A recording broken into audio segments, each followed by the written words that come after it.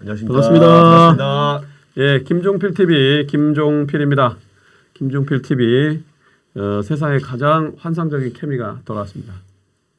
그 우리 안동욱 대표 이보라 변호사하고 같이 하는 것과 또 강민서 원장 이명환 기자랑 같이 하는 것 어디가 다 여러분들 마음에 드시는지 모르겠습니다.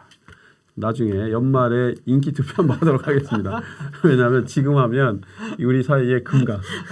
그래서 연말에 해가지고 그 사이에 한 진처럼 거. 미스터 트롯 진처럼 이렇게 뛰들고 1등.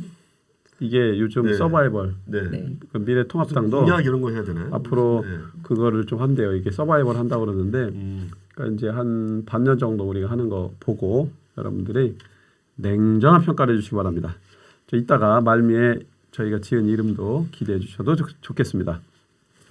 오늘은 세 꼭지 정도를 가지고 여러분들과 소통을 해보려고 합니다.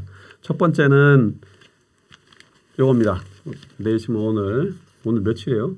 5월 26일? 6일. 네, 5월 26일 내일신문 일면 기사입니다. 최근에 이제 이명박 박근혜 전 대통령 사면과 관련된 그 발언을 문희상 국회의장이 했습니다. 그래서 최근 이제 파문과 화제가 일고 있는데요. 이 부분에 대한 저희들의 입장을 밝히겠습니다. 두 번째는 우리 이보라 변호사가 발제를 한 취재하고 고민한 발제 아이템은 뭐냐? 인플루언서들에 대한 그 현상을 어떻게 보고 우리는 어떻게 판단하고 대응하는 게 좋을지 그걸 이렇게 프리 토킹을 하겠습니다. 세 번째는 대한민국 넘버 2가 아니라 이 1.5 예, 한 조금 더 올라갔습니다. 0점 올라갔네. 그 사이에 예. 노력 많이 했습니다. 우리끼리는 다 밀어서 네, 사실상 0.5 올리는데 2년 걸렸습니다. 그냥 확 가버릴까 오늘. 예, 빅데이터 전문가인 우리 안동욱 대표가 제기하는 앞으로 우리 대한민국의 미래를 위해서 4차 산업혁명 시대에 인재는 어떻게 우리가 키워나갈 건지 인재 육성 방향, 방안에 대한 얘기도 한번 나눠보도록 하겠습니다. 얼핏 듣기엔 재미없을 것 같죠? 저도 약간 염려는 되는데 내용 자체는 공감대가 많이 있어요. 사회적으로. 네네네네. 그것도 필요한 그 대목들이에요. 네, 선한 재미. 네. 그렇죠. 예. 네네네. 시원한? 네? 시원. 시원한 네. 선한. 예, 예. 뭐 리허설 안 했는데도 막 리허설 한 10번 한 거 잘하는데. 오늘 뭐 세 번째 배. 옷이 좀 이렇게 맞췄어요. 네. 여러분들에게 분홍분홍한 그런 재미를 드리기 위해서 그렇지. 저희가 밝은 웃음을 선사하도록 하겠습니다. 그리고 여기 좀 네, 좀 신경 써요. 다음 주에 다시 살색이신데 벗은 문제 맞출 수 있는데 색깔. 던지라고 할 때 진짜 잘 던지네. 자, 이제 제정신으로 돌아왔습니다. 여러분들은 어떻게 생각하실지 모르겠습니다만은 저희 김종필 TV와 내일신문은 이명박 박근혜 전 대통령의 사면에 대해서 반대합니다. 왜냐하면 현재 재판이 또 진행 중입니다. 네, 그죠? 맞습니다. 뭐 헌법 정신이나 법치주의에 비춰보더라도 온당치 않다고 봅니다. 왜냐하면 일단은 법적으로 진상이 규명되지도 않았지만 또 법적 심판을 받은 것도 시인도 하지 않고 또 그 부분에 대한 반성조차 없기 때문에 이게 이제 전례로 비춰보면 이제 전두환 전 대통령 같은 케이스가 다시 우려된다는 겁니다. 제2의 전두환. 그러면 안 되는 거죠. 그러니까 그 사면이라는 게 우리 변호사시니까 잘 알지만 이게 대통령의 특별 사면권 아닙니까, 그죠? 예, 맞습니다. 예, 대통령의 고유 권한인데 이게 남용돼서는 안 된다. 지난 문재인 대통령이 당선된 대선을 5구 대선이라고 합니다. 그때 5월 9일 날 그 박근혜 대통령이 탄핵이 돼서 이제 치러진 조기 대선이라 5구 대선 당시에 저는 내신문의 정치 팀장을 하고 있지만 한국기자협회 부회장으로 합동 토론회, 그러니까 기자협회랑 한국기자협회랑 SBS랑 공동으로 해가지고 그러니까 처음으로 5명의 당시 후보들 합동 토론을 했어요. 그게 이제 당시는 후보로 치면 문재인 후보, 그다음에 저쪽 당에 이제 누구죠? 누구지? 하도 황교안해가지고 홍준표 네네. 홍준표 후보, 그다음에 뭐 유승민 후보, 안철수 후보, 심상정 후보 이렇게 다섯이서 합동으로 한 토론을 처음으로 주최해서 이제 행사를 했었는데 그 당시에 제가 5명의 후보에게 그 토론의 준비 단장의 자격으로 질문을 했습니다. 지금도 SBS 다시 보기나 유튜브 검색하면 나옵니다. 김종필 TV에도 일부 나오는데요. 그때 5 후보에게 공이 질문한 게 박근혜 전 대통령의 특사에 관한 질문을 합니다. 근데 전부 다 기본적으로는 일단 뭐 홍준표 대표는 뭐 가정을 전제로 한 질문에 답하지 않겠다는 걸로 빠져나갔는데 대부분 다 엄정한 그 헌법적 가치와 법치주의에서 봐야 된다. 뭐 그런 입장들을 개진했어요. 왜냐하면 대통령 전직 대통령도 국민의 한 사람이고 똑같이 시민이기 때문에 공평하게 봐야 된다는 거고 또 엄정하게 그 문재인 후보도 특사 대통령의 특별 사명권을 남용하지 않겠다. 또 국민들의 그 정서 요구 그다음에 시대 정신에 맞게 원칙적으로 하겠다 이제 이랬는데 이게 사실 나오고 있어요. 문희상 그 20대죠 이제 이번까지니까 20대 국회 후반기 의장을 마치면서 뭐 이런저런 소회를 얘기하는데 지난 21일 날 이렇게 얘기합니다. 문희상 국회의장이 이명박 박근혜 사면을 겁내지 않아도 될 시점이 됐다.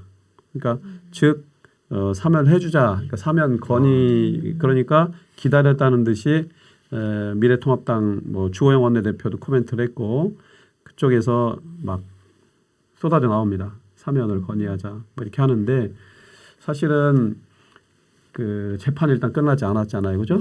예. 보통 사면이라는 그런 개념에 대해서 예. 보통 잘 모르시는 분들이 많으세요. 해주세요, 전문가. 현실적으로는 좀 많이 떨어져 있는 네, 개념이기 네, 때문에 그런데요.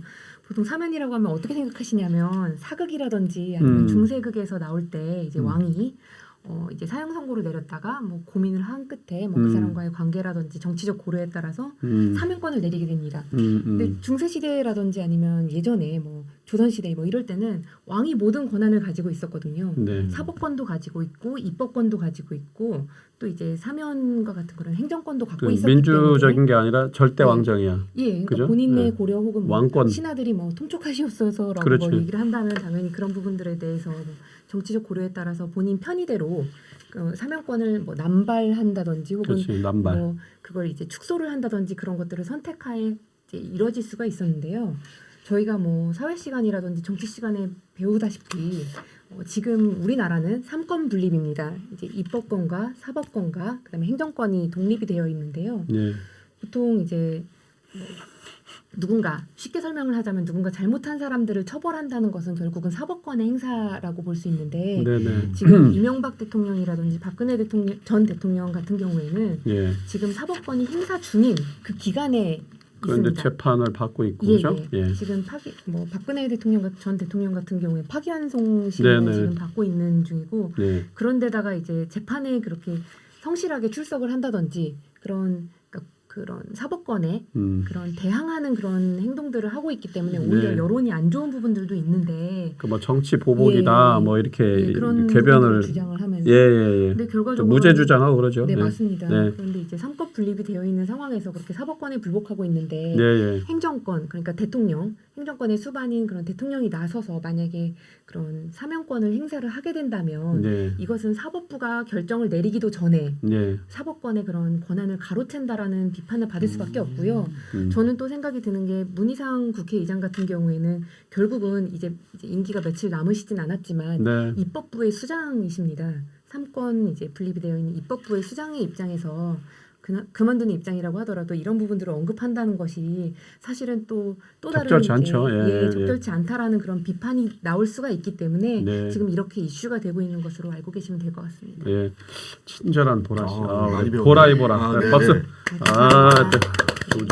네. 저 전문 영역이기 때문에 명쾌하게 거침없이 설명을 했습니다. 문희상 의장의 뭐 충정은 이해하지만 그 법치주의 관점, 네. 헌법 정신에 비춰보면 온당치 않다. 뭐 국민 통합을 명분으로 했는데 뭐 이렇게 해서 국민 통합이 되지는 않습니다. 과거에 전두환 전 대통령을 뭡니까 무기를 선고했었어요 그 당시에 네. 그죠? 근데 무기 진역에 대해서 김대중 당선인이 호남분이니까 이제 여러 가지를 또 뭐 고려했죠. 그래서 그 YS 김영삼 대통령한테 사면 요청을 합니다. 그래서 그 당시에 이제 사면이 돼요. 근데 그 이후에 전두환 씨의 행태를 보면 뭐 여러분들 뭐 가끔 저 TV 보도를 통해서 이제 열통 터지지 않습니까? 네.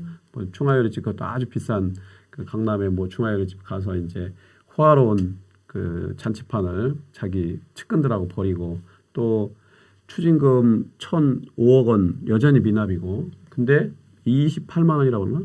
전 재산이 28만 28만 원이라고 그래서 이제 28만 원이 실검 1위에도 오를 정도로 이런 정말 택도 없는 망동을 펼칩니다. 뭐 호화 만찬에 그 골프에 그러면서 궤변을 늘어놓고 5.18이 40주년 됐어요. 그러니까 5.18 광주 민주화 운동, 뭐 광주 항쟁이라고 하는데 올해가 40주년인데 그때 가족을 잃은 그 뭐 수백 명 돌아가셨는데 가족을 잃은 무고한 우리 시민들 국민들은 그 피멍 들고 통곡을 하는데 뭐라고 합니까? 그 회고록에다 5.18 당시 헬기 기총소사는 없었던 것만큼 조비오 신부가 헬기 사격을 목격했다는 것은 왜곡된 악의적 주장이다라고 주장하고 발포 명령도 부인을 합니다. 즉 아직도 40년의 세월이 지났지만 진상이 규명이 안 되고 있는 겁니다. 미궁에 빠져 있는 거죠. 뭐 이런데 이제 이렇게 똑같이 이명박 박근혜 대통령도 본인은 무죄다 하고 재판도 보이콧하고 뭐 좌파의 농간이다 이렇게 궤변만 늘어놓고 하는데 이분들을 만약에 사면을 한다고 칩시다.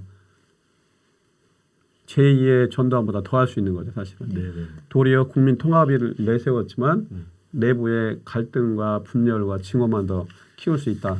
이런 부분도 우리 공동체를 위해서 좋지 않다. 지금 뭐 코로나 사태로 그렇지 않아도 민생도 고단하고 사람들 사이에도 이게 크게 균열이 생길 수 있는 어려움에 처해 있는데 다시는 국민과 역사를 농락하는 면죄부를 줘서 또다시 그런 혼란과 고통을 겪을 이유가 없다. 저희는 단호하게 반대한다는 점을 밝히면서 예. 자세한 내용은 저희 네, 뭐 신문. 설명해도 있지만 예. 제가 이제 신문을 파는 목사니까 네. 방송도 최고의 팔고. 언론. 네. 이런 애들이 좋아해. 여기 제가 컬럼니스트로 나왔는데 그렇지, 그렇지. 홍보를 안 할 수가 없습니다. 맞아요. 예. 네네. 예, 그냥 칼럼니스트인데요. 현재는 앞으로는 명 칼럼니스트. 네. 안 컬럼니스트. 성이 네. 안 씨라도 안 칼럼니스트는 이거는 좀 아이고 예. 요 대목은 이렇게 여러분들과 함께 공감을 가지면서 정리를 좀 해보도록 그렇게 하겠습니다. 어쨌든 광주 민주화 운동 진상이 좀 명명백백하게 진상이 밝혀지기를 소망하면서 정리하겠습니다. 우리 두 번째 코너는 우리 보라 이보라.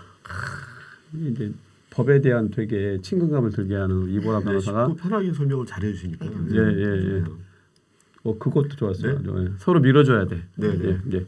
우리 이보라 변호사께서 발제하시겠습니다. 인플루언서에 대한 직역을 하면 뭐 어떻게 번역이 되나? 인플루언서가 영향력을 미치는 사람이라고. 그렇게 간명하게 또 박수. 그러게요. 근데 네. 또 우리끼리 진짜- 밀어줘야 돼. 아니야. 이거 또 영미사. 그럼 줄여서. 아니 이렇게 예. 좀 이렇게 취재 수첩하시는 영미사. 영향력을 미치는 사람들. 영미사. 예. 제가 뭐 갑자기 뭐 인플루언서라는 그런 개념이 갑자기 떠오른 게 아니라 예. 사실 오늘 이제 아까 좀 전에 발제하셨던 네, 이런 예. 사면권 얘기도 네.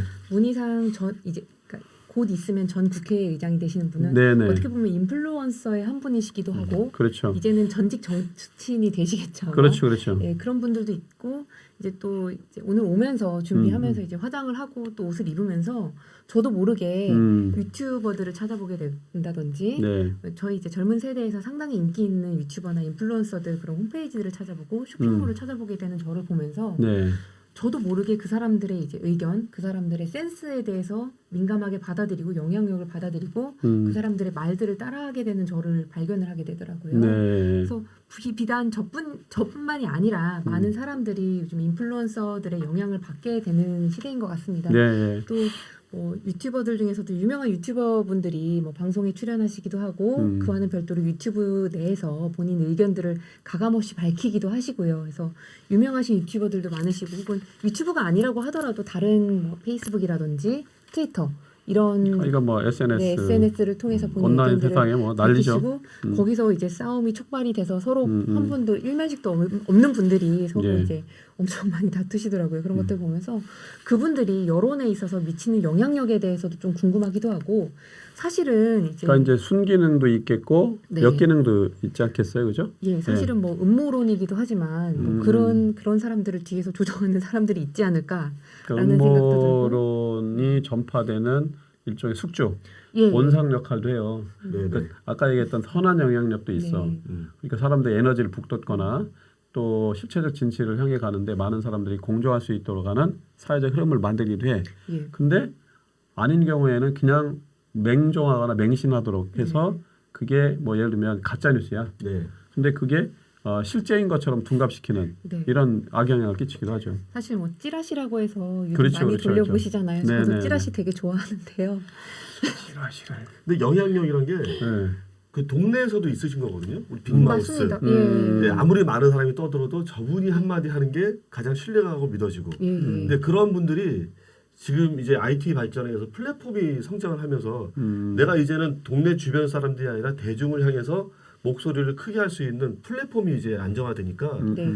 이분들의 어떤 그런 그 대중을 이렇게 선동하는 아니면 대중한테 그 인기를 얻을 수 있는 말투나 언변이 이제 쉽게 전파가 된다는 거죠. 예, 너무 그렇죠. 쉽게 전파가 되니까 그렇죠. 예, 이분들이 마치 저 사람이 맞는 말이냐 그리고 그걸 따르는 어떤 좋아요 예, 이런 분들의 추종자들 예. 이런 것들이 하나의 어떤 새가 되면서 네. 그게 뭐 어떤 단체나 집단으로서 역할을 대신하는 듯한 게 너무 쉽게 생기는 것 같아요. 그러니까 이제 네. 좀 균형이 있고 합리적이고 뭐 이런 공론이 형성되기보다는 네. 그러니까 획일화되는 거죠. 네. 그러니까 편 먹고. 네네네. 그러니까 이 맞고 틀리고라고 하는 관점에서 보는 게 아니라 우리 편이 우리 주장한 편. 거야? 맞습니다. 그러면 네. 그냥 확 맞다. 그냥 네네네. 그럼 맞는 거야 우리 편이라. 네네네. 그러니까 이게 제일 위험하다고 보여집니다. 네. 흔히도 저희는 그런 걸 시녀라고 얘기하거든요. 추종자들을. 네, 좀 뭐 그래서 유명한 전문 인플루언서가 용어인데.